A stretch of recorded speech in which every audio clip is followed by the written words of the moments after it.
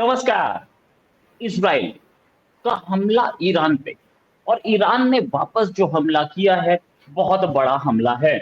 Israel की राजधानी यरूशलेम में हमने बहुत सारे धमाके की खबर है हमारे पास, और साथ में हमलों की या मिसाइल गिरने की खबर इसराइल की पूर्व राजधानी टेल अवीव में भी है।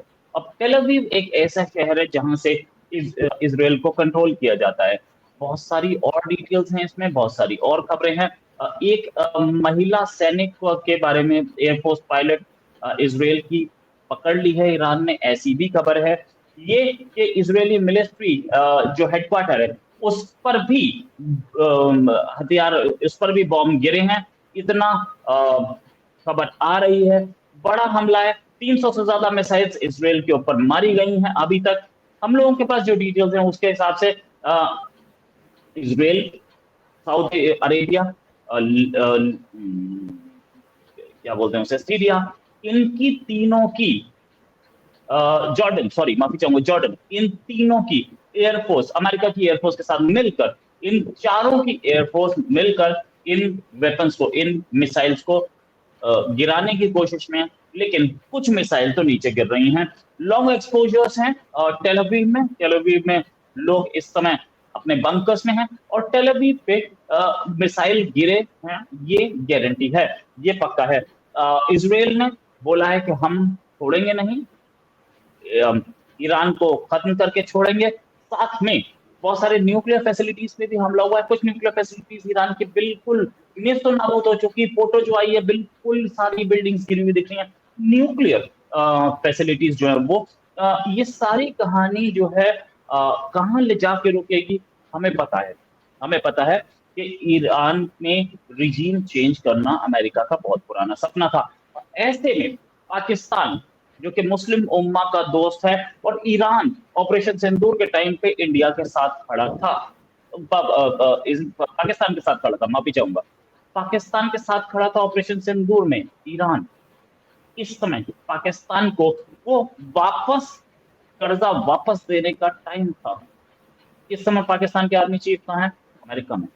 मुस्लिम उम्मा को छोड़ के अपने दुश्मन के साथ, मुसलमानों के दुश्मन के साथ, जिसे बोला जाता है कि अमेरिका इनफिडल, मुसलमानों का दुश्मन, उसके पास बैठे हैं। इसी बात करने के लिए प्रेमशंकर सिंह, प्रेमशंकर जी बहुत बहुत स्वागत है आपका हमारे शो में। Asim Munir Pakistani air force, army, navy तीनों के चीफ बन चुके हैं, मतलब ऑफिशियली नहीं दिख रहे हैं, बने हुए दिख रहे हैं। वो इस समय ईरान को बचाने की जगह अमेरिका में क्या कर रहे हैं, क्यों पहुंचे? देखिए, दरअसल अमेरिका जो चाहता था उसी तरीके से पाकिस्तान को हैंडल कर रहा है। जो ऑपरेशन सिंदूर भारत ने चलाया था, उसमें भी आपने देखा होगा कि अमेरिका बिना मतलब का, बिना उसको कहे, बिना उससे किसी भी तरह की चर्चा किए बगैर वो हमेशा इंटरवेंशन करता रहा। यानी कि पाकिस्तान की जो रणनीति थी, पाकिस्तान की जो स्ट्रैटेजी थी, उसमें अमेरिका घुसता रहा और उनकी मदद करता रहा, सिर्फ इसलिए क्योंकि ये जो वॉर की बात अभी हो रही है इजराइल और ईरान का, और जो इजराइल ने हमला किया है ईरान पर, ये पहले ही हो जाना था। लेकिन ऑपरेशन सिंदूर के बीच में ये कुछ मामला अटक गया, और अमेरिका इसीलिए नहीं चाहता था कि हिंदुस्तान और पाकिस्तान के बीच में किसी तरह का कोई वॉर हो, क्योंकि उसका अपना जो हित है अमेरिका का, वो ईरान में छुपा हुआ है। जैसा कि आपने भी बताया, सबको पता है कि ईरान पर पूरी तरीके से अमेरिका कंट्रोल चाहता है, और वो कंट्रोल करने की स्थिति तब होगी जब ईरान को आप पूरी तरीके से खत्म कर देंगे, घुटनों पे ले आएंगे। दूसरी तरफ अगर आप इजराइल की बात करेंगे, तो इजराइल लगातार जो हमले कर रहा है उसके सैन्य ठिकानों पर, उसके जो परमाणु ठिकाने हैं उस पर भी हमला किया है, और खबर के मुताबिक करीब 200 फाइटर जेट वगैरह हैं, उनका इस्तेमाल कर रहा है। इधर से हालांकि ईरान ने भी ये दावा किया है कि हमने भी यहाँ पे 100 मिसाइलें दागी हैं। उधर इजराइल कह रहा है कि जितनी मिसाइलें उन्होंने दागी उसको हमने इंटरसेप्ट किया, उसको गिरा दिया। और कुल मिलाकर अभी जो स्थिति है बड़ा तनावपूर्ण है। और आप एक और जो इम्पोर्टेंट, सबसे बड़ा इम्पोर्टेंट वो है कि इन सब के बीच में, क्योंकि इसको पता था, स्ट्रैटेजी पहले से बनी हुई थी, पाकिस्तान बेसिकली वो समझ नहीं पाता, या समझ पाता है तो कुछ कर नहीं पाता है, और इसीलिए उसके डिफेंस हेड को, डिफेंस चीफ को अमेरिका बुलाया गया है कि बाकी जो चीजें उसको बताया समझाया गया होगा वो तो ठीक है, अब अमेरिका में उसको घुट्टी पिलाई जाएगी, उसको कुछ सपने दिखाए जाएंगे, अमेरिका की तरफ से दबाव बनाया जाएगा उस पर, और इस बीच इजराइल जो अपना काम कर रहा है वो काम करेगा, क्योंकि इजराइल ने भी ठान लिया है कि इस बार ईरान में जो आ, करना है उसको वो करके मानेगा, और खत्म करने की वो कर रहा है, लेकिन ईरान दब नहीं रहा है। और ईरान बेसिकली ऑपरेशन सिंदूर में भी आपने देखा होगा कि जिन जिन देशों को भारत ने, उसमें तुर्की भी रहा, टर्की भी रहा, जिसकी चर्चा हमने बहुत की थी, कि जिन जिन कंट्रीज की मदद इंडिया ने किया, और जहां वहां पर एक एयरपोर्ट बनने की भी, सर मुझे नाम अभी आती है, अरे एयरपोर्ट बनने की भी बात हो रही थी, वहां से रेल लाइन बिछाने की भी बात हो रही है, तो जहां जहां इंडिया ने जिस जिस कंट्री के साथ खड़ा रहा, या वो ये एक्सपेक्ट कर रहा था कि वहां से उसको मदद मिलेगी, वहां से मदद नहीं दी गई। उस पर टर्की भी था, और ईरान ईरान भी पाकिस्तान के साथ खड़ा हो गया था, और वहां उसको इस्लाम समझ में आने लगा था, इस्लाम एकता और यूनिटी की बात समझ में आने लगी थी। लेकिन यहाँ पर केस कुछ दूसरा है, और अमेरिका क्योंकि हमेशा वो अपने फायदे की सोचता है, अपने फायदे के हिसाब से चलता है, और इसराइल क्योंकि इसराइल का जो वहाँ पे भौगोलिक स्थिति है वो सभी लोग जानते हैं कि वो चारों तरफ से वो घिरा हुआ कंट्री है, वहाँ पे एक अकेला यहूदी देश है जो कि जितने भी वहाँ पे मुस्लिम कंट्री हैं उनसे अपने आप को बचा के रखता है, इतना मजबूत कंट्री है। और ऑपरेशन सिंधु में भी आपको याद होगा कि वो इंडिया को भी सपोर्ट किया था, साथ में खड़ा रहा। जिन लोगों से उम्मीद थी उसमें से एक इजरायली था जो कि हमेशा से दोस्त दोस्त रहा है भारत का, और इस वक्त भी खड़ा है। और इसराइल की स्थिति भी आप जानते हैं कि इसराइल दुनिया में इकलौता एक ऐसा देश है जिससे कि अमेरिका भी डरता है, और इसराइल का जो सैन्य शक्ति है, जो पावर है उसके पास, सैन्य शक्ति भी और हथियार से भी अपने आप को इतना मजबूत किया हुआ है कि अगर इसराइल चाह लेगा कि ईरान को पूरा निस्तार नाबूद कर दे तो उसके लिए बहुत बड़ी बात नहीं है, क्योंकि वो तमाम वो हथियार इसराइल के पास भी है जिसका दावा अमेरिका भी करता है। क्योंकि अमेरिका ये भी दावा करता है कि पूरी दुनिया में जो हथियार है उसके पास सबसे ज्यादा हथियार है, आधुनिक हथियार है, हथियारों का सबसे बड़ा सप्लायर कंट्री अपने आप को कहता है। और अगर इसको थोड़ा और डेप्थ में जाए तो ये भी खबर मिलती है कि ये दबाव भी रहता है उसको कि जो वो हथियार बनाता है वो हथियार बाकी जो कंट्रीज हैं वहां से खरीदे और हथियारों के बाजार में उसका दबदबा बने। लेकिन इसराइल क्या है कि इसराइल इकोनॉमिकली यानी फिनेंस में भी उसका बहुत बड़ा दबदबा है, और कुछ फैक्ट्स ऐसे हैं जिसको कोई झुठला नहीं सकता है, पूरी दुनिया में डंका बजता है। इवन अमेरिका में भी जो यहूदी काम कर रहे हैं, जो इसराइल के लोग काम कर रहे हैं, वो भी देखिए कितना मजबूत है वहां पर, और किस तरीके से पूरे इकोनॉमी को कंट्रोल किया हुआ है अमेरिका के।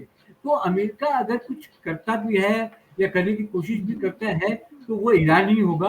और ईरान को जो अभी ईरान के साथ जो हो रहा है वो प्री प्लान था, अमेरिका ने ये पहले से सोच रखा था, क्योंकि वो चीजें उसके मन मुताबिक हो नहीं पा रहा है, और उसमें क्योंकि पाकिस्तान अ, उसमें रोल अदा ना करे इसलिए पहले से ही उस पर हंटर बना के रखा था। ऑपरेशन सिंदूर का एक जो कहते हैं ना एहसान जताना, एहसान जता के रखना, फिर उसको अमेरिका बुलाना, वरना इस तरह के फंक्शन में मुझे याद नहीं आता है, पहले हुआ होगा या हुआ होगा तो उसकी चर्चा नहीं होगी कि कोई इस तरह से कोई डेलीगेट जाए वहां पर और उसमें हिस्सा ले। तो ये पूरा स्ट्रेटजी का पार्ट है रोहित, और जिस तरीके से हमला हो रहा है अब इसमें ये देखना होगा कि भारत की भी स्ट्रेटजी किस तरीके की रहती है, क्योंकि भारत भी विदेश नीति जो है तरीके से ईरान से भी, अगर ऑपरेशन सिंदूर छोड़ दे तो ईरान से भी संबंध ठीक रहे हैं इंडिया के, इसराइल से तो कहना ही नहीं है।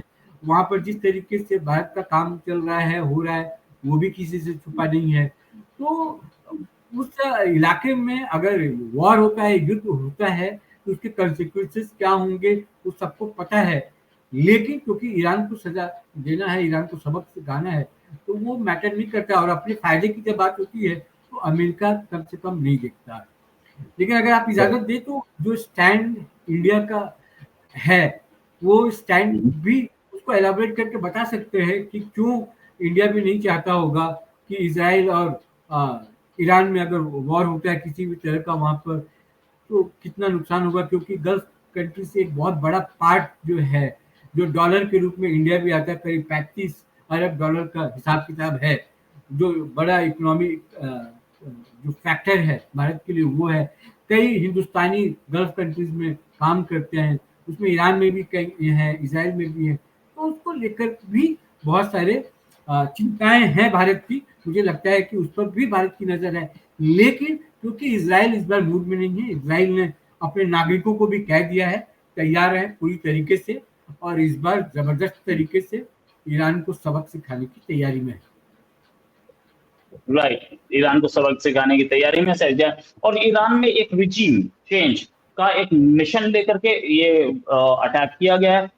रिजीम चेंज होगी कितने दिनों में ये तो वक्त ही बताएगा, लेकिन अभी असलियत ये कि ईरान पूरी तरह से नेस्तो नाबूद होता दिख रहा है।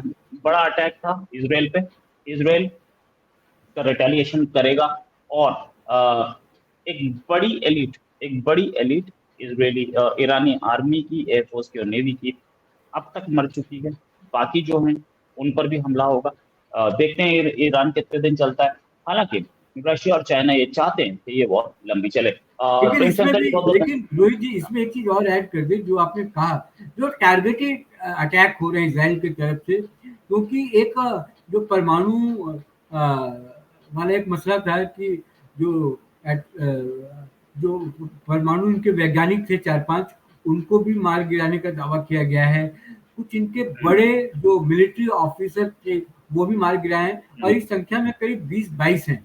तो अगर इस तरह से टारगेटेड लोग मारे जा रहे हैं और जो इनके इम्पोर्टेंट लोग हैं, तो ये चिंता का विषय है। और ईरान अगर जल्दी से काबू नहीं पाता है या कोई बातचीत का रास्ता नहीं निकलता है, तो अगर वॉर पूरी तरीके से होगा तो ईरान पूरी तरीके से मुझे लगता है खत्म हो जाएगा, क्योंकि 200 जेट जो फाइटर प्लेन्स हैं वो, बाकी मिसाइल, और जो इसकी ताकत है इसराइल की, उस ताकत के सामने मुझे नहीं लगता है कि ईरान बहुत दिनों तक टिक भी पाएगा। हालांकि इनकी तरफ से भी कहा जा रहा है कि इसराइल को हम छोड़ेंगे नहीं, हम जवाब देंगे, और क्योंकि हर कंट्री कहते हैं, लेकिन इसराइल जो है वो इस बार बहुत कॉन्फिडेंस के साथ दिखाई दे रहा है।